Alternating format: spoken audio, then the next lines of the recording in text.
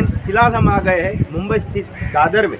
Doctor B R. Ambedkar, महामानव, विश्वमानव, स्त्रियों के मुक्तिदाता और शोषित पीड़ित जो वर्ग है उसको अपने हक दिलाने वाले ऐसे महामानव डॉक्टर बी.आर. आम्बेडकर जहाँ परिनिर्वाण हुए थे और उनका जो अंतिम संस्कार किया था वो दादर का जो दरिया किनारा है मुंबई में स्थित है। वहाँ यहाँ जो उनका महत्व है 6 दिसंबर 1956 में डॉक्टर बी.आर. आम्बेडकर का और 7 दिसंबर यहाँ आके अंतिम संस्कार किया था, उसके बारे में मैं बताऊंगा फ्रेंड। नमस्कार फ्रेंड, मैं Prakash Dabi, advocate, social worker and motivational speaker.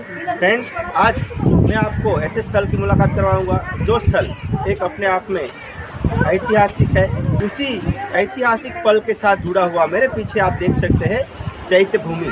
Friends, मेरे साथ बने रहिए वीडियो के लास्ट तक। मैं आपको चैत्य भूमि की शेयर करवाऊंगा और चैत्य भूमि का दर्शन करवाऊंगा और यहाँ से कैसे कैसे मेमोरीज, कैसे कैसे संस्मरण और कैसे लम्हे जुड़े हुए हैं वो सभी लम्हे और यहाँ स्थल का आपको दर्शन कराने का कोशिश करूँगा। तो लास्ट तक फ्रेंड्स मेरे साथ बने रहिए। चले फ्रेंड्स, मैं आपको शेयर करवाता हूँ।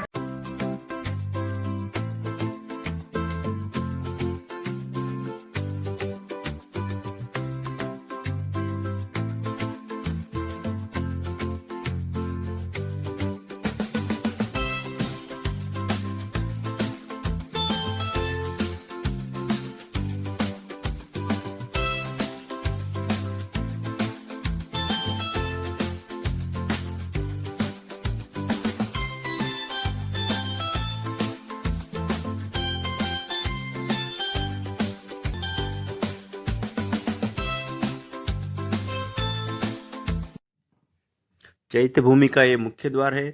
सामने आप देख सकते हो जो स्तूप जैसा दिखता है, जो सम्राट अशोक ने बनवाया था, स्तूप जैसी डिज़ाइन है। यहाँ से हम प्रवेश करेंगे। सामने फ्रेंड्स दिखाई दे रहा है अशोक स्तंभ और इसके नीचे एक ज्योत जल रही है। यहाँ लिखा हुआ है अत्त दीप भव, जो भगवान बुद्ध ने अपने आप में प्रकाश खोजने की जो बात की है, अपना दिया खुद बनो और स्वयं प्रकाशित हो, इसी हिसाब से यहाँ लिखा हुआ है अत्त दीपो भव। और बगल में पास में मैंने जैसे बोला वैसा बड़ा सा लंबा सा अशोक स्तंभ आया हुआ है, वो मैं आपको दिखाने की कोशिश करता हूँ।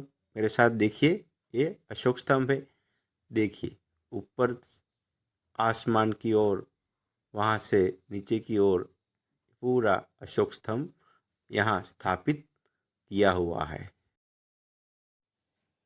सामने दिखाई दे रहा है त्याग मूर्ति माता रमाई का वीविंग डेक करके एक पॉइंट आया हुआ है।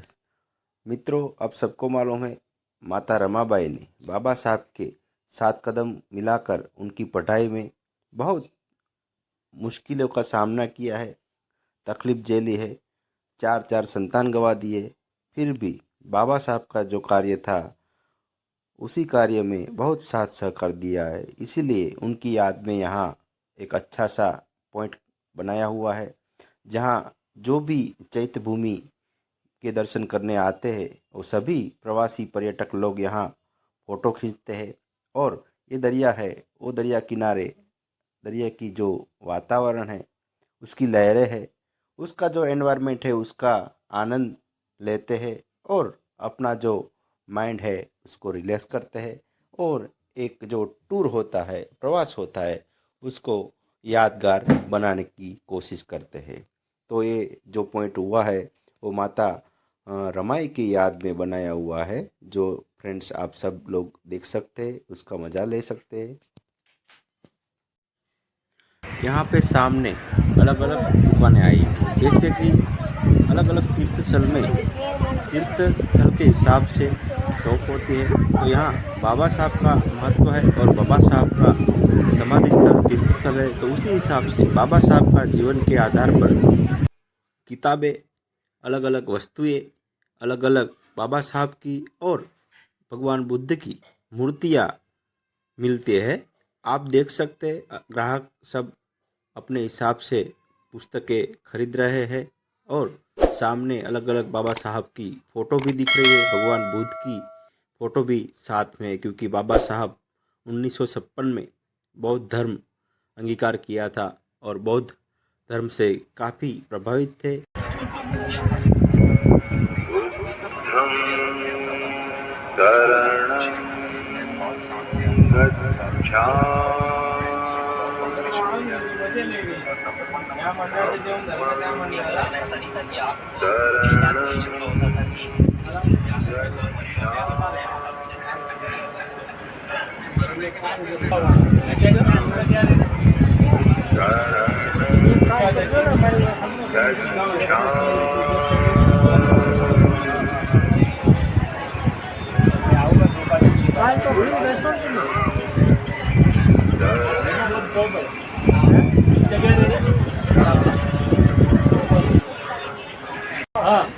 कौन लेके गया? ये कितने का है?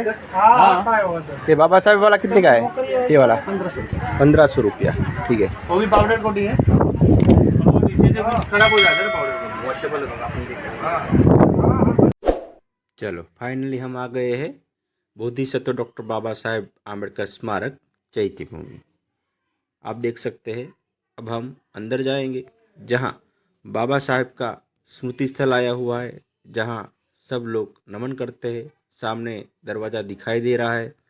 यहाँ सामने लिखा हुआ है, मराठी भाषा में लिखा हुआ है, चैत्य भूमि मध्य जाण्याचा मार्ग। महाराष्ट्र से बिलोंग करता है स्थल, तो यहाँ मराठी में लिखा है। इसका मतलब होता है कि चैत्य भूमि अंदर जाने का मार्ग। तो चलो फ्रेंड्स, हम देखते हैं बाबा साहब का चैत्य भूमि।